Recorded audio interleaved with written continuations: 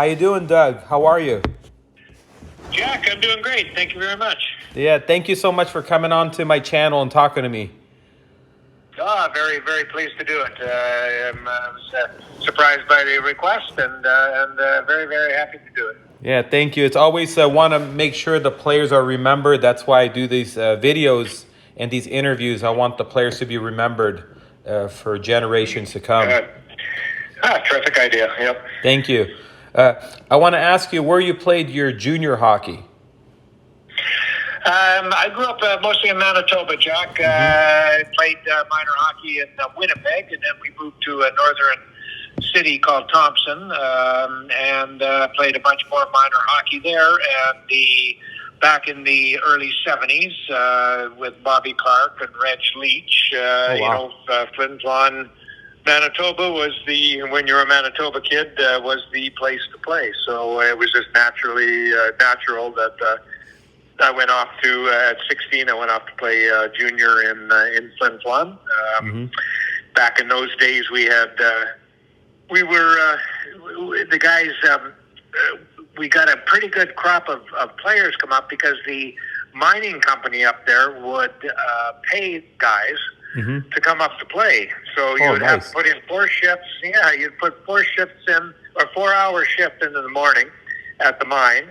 And then we went off to practice, and they get paid for the full day and go on a 2-week road trip. Back in those days, Victoria and Vancouver came into the league then, so you'd be gone for 2 weeks, and the guys would get back and have a paycheck waiting for them. So it was a good way to get good quality junior guys to come up to Flin Flon. The unfortunate part of that, though, my dad said I could go at 16 to play, along with another guy from Thompson, but I had to go to school. So we got paid $50 a month. That was our little stipend that we got. So my dad, he took care of the expenses. So yeah, these guys, we'd come back from a road trip and they'd have $1,000 paychecks, and we'd have our $50 check. But anyway, it was a lot of fun up there in Flin Flon. Yeah. How good was Bobby Clarke back when he was playing juniors? Oh, he was, he was always he didn't really change his style. He was always, hungry around the net, even back in junior. Wasn't really spectacular, like in Philadelphia. He never carried that puck hand to hand, but he was gritty and he got in where he needed to be and scored those goals. And they always, surrounded him with tough guys in Flin Flon. And then he, good thing that they had Shiro, because Shiro was on the same wavelength as Bobby back then, and he kind of convinced him to get all those tough guys in Philly, and that's how they got around to getting those 2 Stanley Cups, by having some gritty guys like himself, and then a bunch of tough guys that kind of ran roughshod over the league there for a while. Yeah, that was a tough team. Everybody that I talked to said the same thing. Broad Street Bullies dominated. But the guy that back on that team, the guy that was spectacular was Reggie Leech, right? He was the guy. He was the guy that was really the star. Bobby was kind of the glue, but Reggie Leech, he was the star of the team. The Riverton Rifle there. He had a spot on that right wing of the old Whitney Forum. There's a rumor, local legend, that there was a little rise in the ice right there on the face-off dot, that when he got in that position, he'd fire that thing and it would take off to the top corner. Wow. Nobody knows if it's true or not, but he scored a lot of goals from over there. And he was your teammate too, correct, in Flin Flon? No, they were both. They were drafted in '69. Oh, got it. So they were gone. They were gone for 3 years. I was drafted. I went there to play in Flin Flon in '72. So they were already. They were already playing. They were already playing pro at that time. So. And how many years did you play in the NHL and pro hockey? The NHL was 10 years altogether. 555 games, I think, something in that range there. then I was lucky. I went over to Europe for another 5 years after. So I put in I don't know, over 1,000 games, I guess, professional hockey between North America and Europe. That's a lot of games. That's awesome. That's an awesome career. Yeah. Yeah. Who was your idol growing up when you were young? Who did you look up to? All the guys my age. We had trouble. We had trouble on our minor hockey teams finding forwards because everybody of our vintage wanted to be a defenseman because of Bobby Orr. Oh. So our coaches would go, "Come on, we need somebody to go up front here." But no, we all wanted to be number 4. We wanted to be Bobby Orr. So yeah, he was my idol. And then as things worked out, he gets picked up by Boston or by Chicago when I was there in '78. Oh, wow. Yeah, so I played at the start of the '78 season with Bobby. So that was quite a treat to have your idol on the ice. Yeah, I played the first 10 games of the season with him in '78, and then his knees were so bad that he retired just after that. So it's very sad. I tell people that it was his knees, but I think he said, if I have to play with this guy for the rest of the year, I'm quitting. I got to ask you, if Bobby Orr was healthy, do you think he would have had 500 goals, 1,500 points easily if he stayed healthy? Easily. Yeah. Oh yeah. No, he would have just kept dominating if medical procedures back in those days were what they are now. Without having to cut him open and with all those tendons that were damaged. Yeah, if he could have had a bit of orthoscopic surgery and things, he could have played till he was 40 years old easily. Wow, yeah, he was just effortless, and so smart with the puck. It was amazing. Yeah, changed the game too. Amazing. Yep. Yeah, for sure did. Yeah, and you played also with the Edmonton Oilers in the inaugural year, the first year when they came into the NHL, correct? Yes, I was. I was with Chicago at the time. I got traded from Minnesota, who drafted me in '74. I got traded there in '78.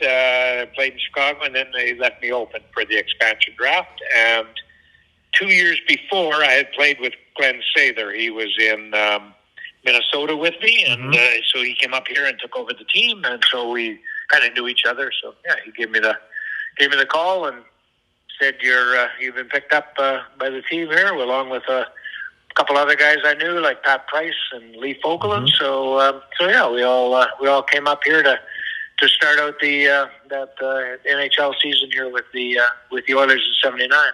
Yeah. Was Gretzky, did he stand out in your mind back then when he just got in the league? I mean, did you see something special in him, or did it take time, like in the first couple of years? I knew he was putting the points, but as far as was he standing out at that time? Oh yeah, Jack. He had already played that year of World Hockey with what was it? WHA. No, in Indy.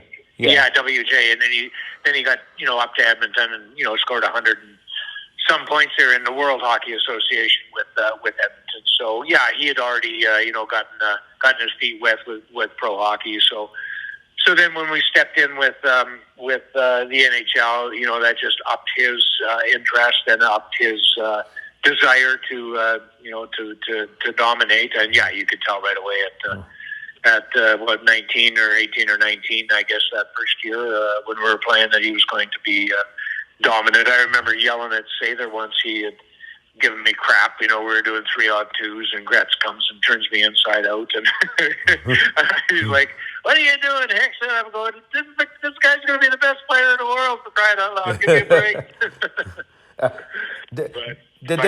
He was exceptional. Did the NHL try to hype him up like they do today with the new players coming in? Was he getting that face of the league already, or not really? Trying to hype him up at that time? Yeah. Is that what Joe? Yes, for sure. Yeah, Wayne was a fantastic teammate, but we didn't see him a lot. When we got on the road and stuff like that, we got to hang around a little bit more and do things with him. But he had. He always had things going on, extracurricular with his agent, you know, with all the sponsorship that he had already. So they were really pumping him up even back in those days. Okay. He always had some commitments. He would make the time, you know, to get out with us. I mean, we'd go for our team lunches and stuff like that and have a beer, but then he'd be off and you know, doing something, you know, some kind of promotional stuff or commercials and stuff like that. So. And then you had Mark Messier, who was up and coming. Did he stand out? Yeah.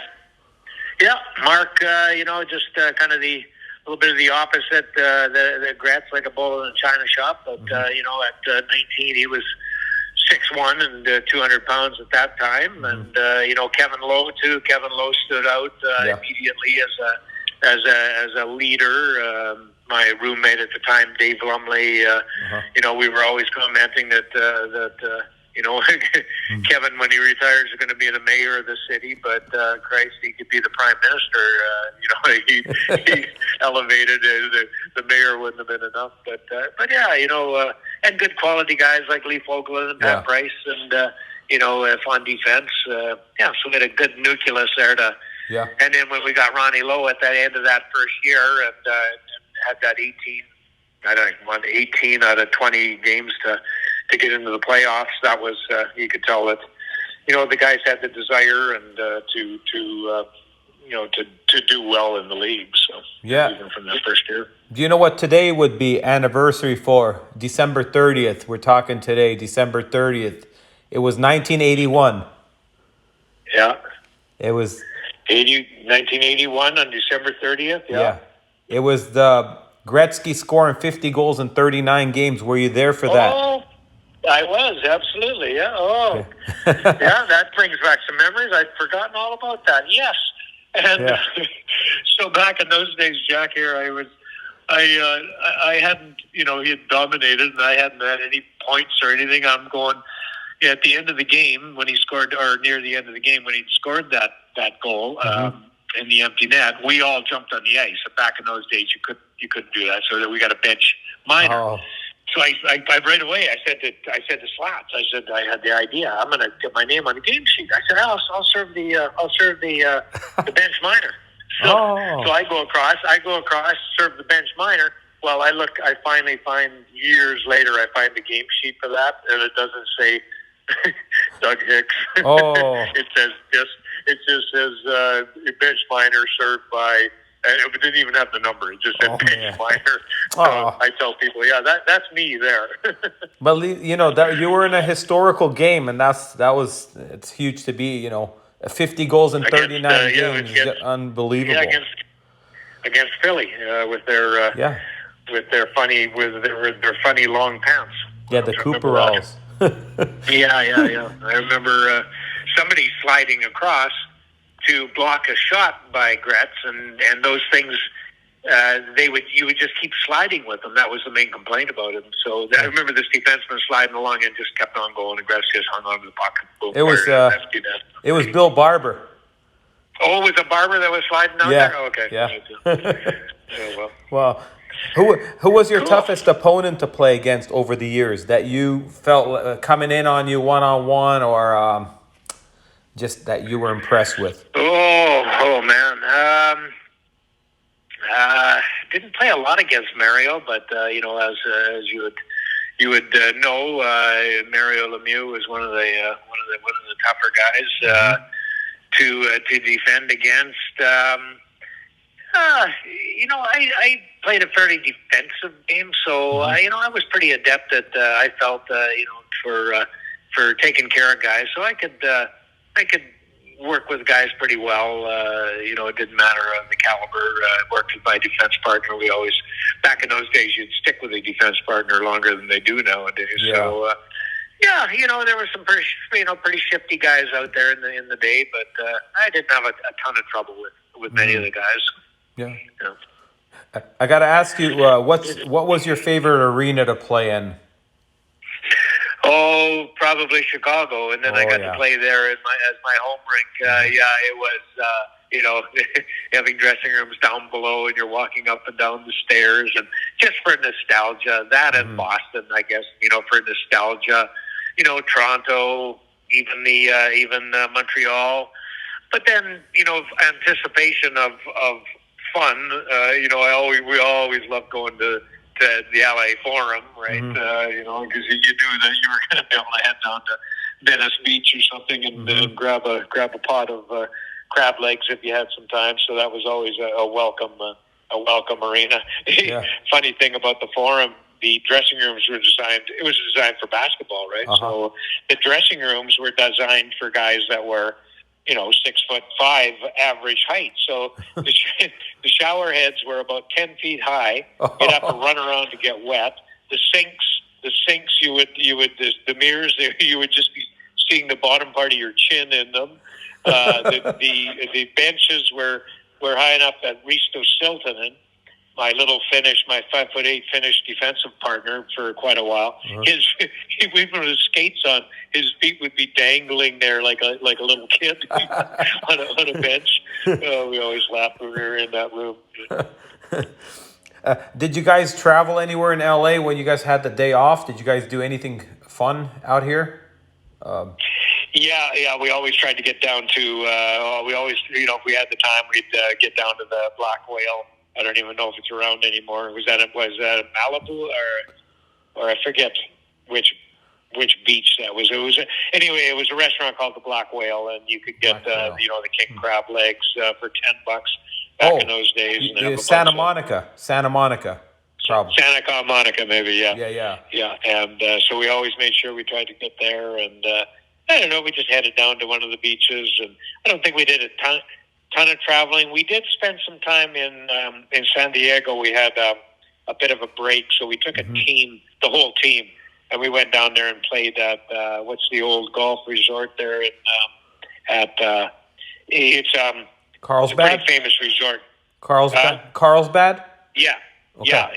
Yeah. We hadn't hung around there for about 3 days. So that nice. was pretty cool too. That's cool. It beats the cold weather for sure from coming up from Absolutely, Edmonton. from Edmonton. Yeah. And, even when I was playing in Chicago, Minnesota, my first year, we'd get the heck out of there and go down to that nice warm weather. Sure was nice. Yeah. Did you have any favorite coaches over the years in the NHL that you looked up to and that did a good job that you thought of? The first couple of years we never made the playoffs in Minnesota, so we had some pretty crappy coaches, I remember. But probably the best was Glenn Sather. He knew how to dangle the carrot and knew how to kick you in the ass when you needed it. And he was a good. He had just finished playing a couple of years before he took over as coach and general manager. So he knew how to handle guys, and so he was probably one of my better coaches that I had in the NHL. Who else did I? I had some Chicago. We had Toronto defenseman. I can't remember his name even. Anyway, he played for Toronto. He was an old defenseman for Toronto. He took over Chicago for a few years. Do you ever have Tessier as your coach, Orville Tessier? No, never did. Had the legendary, like I said, in Flin Flon, Pat Janelle. He was the legendary junior coach. He's the one that put together all those tough teams that were noted in Flin Flon back in the days. Do you think that Glenn Sather was thinking outside the box? I mean, the way he was running the team was a lot different than your typical coaches, right? They had a more open, like a European style. Exactly. Along with him and John Buckler. Oh, well, that's right. I forgot to mention John. Before I came to Edmonton, Chicago had sent me to the minors, and I won a championship in the CHL. And John Muckler was the coach down there. So I had John before I had him in the NHL. Yeah, and they were both. Yeah, I remember playing in Dallas with John, and we had some very wide open practices that we put into games. Even down there in the minors, and when he came along with Slats, they had a look at the talent and saw, you have Wayne Gretzky, you have Mark Messier, you have Glenn Anderson, guys that can skate. You might as well take that to your advantage. So definitely that we were thinking outside the box, trying to get those faster quicker teams going, along with, like Semenko, you needed the toughness, but they were always a really flow, get the puck, get the movement, get flowing. Yeah. You guys had it all. I mean, toughness, speed, great playmakers, great defense. You had also Paul Coffey. Was he there or he wasn't there yet when you were there? Paul Coffey came the second year. Yeah, so played a couple of years with Paul too, and wow. Amazing, and he's doing pretty well here. Putting on the coach's hat here too. So that's awesome.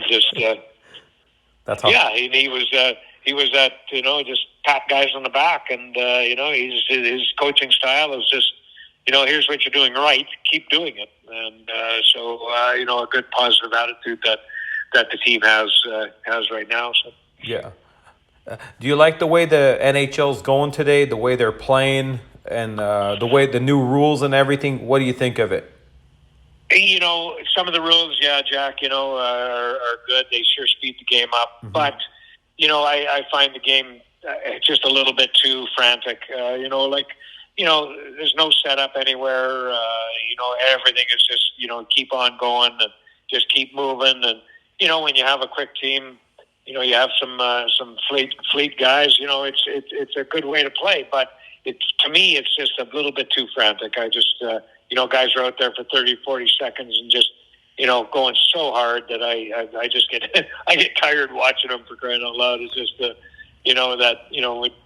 that set up behind the net and move it out in the back when we used to do back in the day is completely gone now. It's just motor, and now that to get into the offensive zone now on power plays, dropping that puck back, and again having a guy come in 100 miles an hour, it's just like, oh my God, I get tired watching sometimes. Do you think because it's the red line, they took out the red line, it's definitely sped up the game? Would you put the red line back if you were the guy making the rules? No, I'm still, that has sped it up definitely, but. With that red line in there, that was, too many icings and stuff. That really slowed things down. So, no, I have no trouble with that red line out of there. Just, but any type of hooking, you touch a guy on the hands, you just touch him, you get a penalty. Yeah. That's a little bit too much. Yeah. And we have referees out there and we don't use them, or linesmen, we don't believe them. You got to have a call, even if the goal goes in, and 30 seconds later you can make an offside call. Take the guys at their word. These guys are professionals; they're getting paid for it. There's human mistakes out there.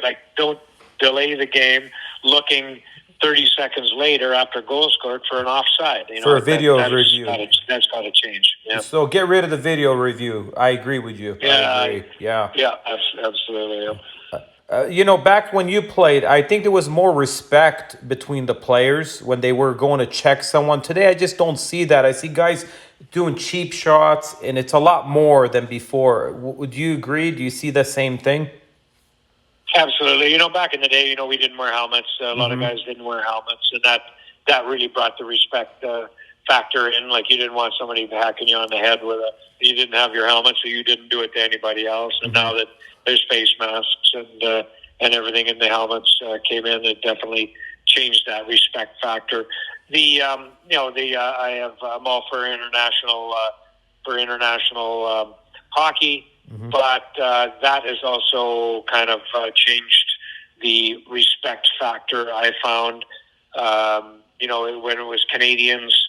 I'm talking the 60s, 70s. It was 90% Canadians playing, and you grew up in the city next to the other guy, and so you had respect for him. And I think a lot of guys lost respect, when the Swedes came over. We can intimidate these guys. So that was just kind of the start of that having no respect for your fellow players, and they're just Swedes, and we can get them off their game by hacking at them, and then it got worse and worse and worse, and it just dragged out to until it's to that point right now where there's a lot of cheap shots, a lot of guys going for guys' heads, that it's a guy's livelihood, So but you're trying to put a guy, finish off his career. It doesn't make sense to me. No, I see a lot of guys get checked clean, but then you see a fight after it. And I just don't get it because we used to play. I played all the years, and it was a lot of hitting. You just get back up and play because it's a clean hit. But today, I just see that. What do you think of that? Well, that's the with the parity in the league, that's just a factor of a team trying to bond. And that's a really tough thing in these days of parity now, for teams to bond, and guys are moving around so much and everything. So it's just like somebody hits one of our guys, I'm going to stand up for him, and it's just a factor of I'm going to stand up for you, so you'll stand up for me, and we'll become a team. And that's gotten carried away. Also, a good clean check, and you've got to stand up and fight for it. But that's just a byproduct of all these guys just trying to get some kind of semblance of team in the game to gain that little bit of traction when it comes down to playoffs and stuff like that. Yeah. And my channel's all about hockey sticks. I do a lot of hockey stick videos. What kind of hockey sticks did you use back in the day? I was Louisville. Louisville. Louisville. I'm actually in Quebec. I went to the factory one day and met the old fellow that would steam my sticks and step on them and look at them and go, there it is. There's Doug's curve. And I would, after I got the dozen sticks set, there'd be about 4 of them that weren't even close to what I wanted. but that was pretty funny. And then I get these, given these new composite sticks that you can't curve at all. And I finally found a pattern that I like. I forget who's, but I was always that heel to the toe curve, so I could kind of get that thing spinning on the blade and get some, saucer passes. That toe hook that these guys use now to be able to do that, Michigan or lacrosse style thing. I couldn't use one of those things in a million years, but yeah, you sure can. My wrist shot, I think, is harder now than it was back in the day because these new sticks, you get those the right whip on them and everything. You sure can fire it like that little Connor Bedard. That little guy amazes me. Man alive. Yes. So I want to ask you. So you talk about steam. So how did they have them like an oven where they steamed them, or was it just steam hitting them, hot steam to make the curve? No, hot water. It was in a great big pot of steaming hot water. That's how they do. Sticks would be in there. Oh, really? Yeah, and they'd pull it out, and he'd step on it, and then had a little kind of a vise, and he would crank it a little bit, and he'd look down at it, crank it a little bit more, and then put it in a cold water bath, and then that was it. And it would just stay. Okay, interesting. I didn't know that. They just stay that way, and then if from the day to day, game to game, there would be some kind of difference you'd want with your stick. So then you would take you take the plane, and then you'd shave down the heel or the toe a little bit on it, and interesting. It was always something. It gave you something to do, right? Between periods or something, you'd get you'd get sitting around anticipating the next period, and give you something to do to keep your mind off the game if you were having a crappy game or something. So, It's just interesting because a lot of people wouldn't know that they use steam to curve the sticks in the factory. That's pretty interesting, and it's just not something. And then if we got them and they weren't quite right, then we would use a blowtorch. We would use a blowtorch. The torch, because we didn't have. We didn't have the hot water, but then we would use the blowtorch and fire them up and stomp on them and stuff like that. So that's cool. Did you get to keep any of your jerseys over the years from juniors or from the NHL? Did you get to keep anything? Yeah, I got a couple of ones from Flin Flon. I got a nice jacket and suit jacket back in '72. When I first went to Flin Flon, we represented Canada in an international tournament in Colorado Springs, and we played the Red Army, and we played the Czechs when they had Druzilla in goal. We were a junior team, 17, 18, 19. We were playing against Red Army. They only beat us 14-1, and we thought we'd won the game. We were like, holy crap! They only scored 14 against us. It quite the Wow. wild turn. It's like I don't know how we got picked. I can't remember to the date now, but we traveled down at Christmas down to Colorado Springs. Played How those fun. guys. Wow. Fedosov. I've got one of Fedosov's sticks. I grabbed it, Oh, brought wow. it back with me, and a few jerseys here and there. And my dad and mom were real avid collectors. I didn't really know until they both passed that we started going through stuff. And oh my God, there's bushels of stuff that they kept from, even my time in Europe, and That's fun. how they were. Yeah, it was pretty cool. That's very cool. Yeah. Doug, I want to thank you so much for coming on, talking to me about hockey history and everything. It was awesome. Great stories. I want to thank you so Terrific, much. Jack. Yeah. Yeah, I really appreciate the call. Thank you very much. You're welcome. And enjoy your evening, and Happy New Year to you. Yeah, we need the Oilers to pull out another one. Absolutely. And start off 24 on the right note. Yeah. Good luck to them. All right. Yeah, thank you. Have a great night. Thank Thank you. you. Thanks. Bye-bye. Yeah.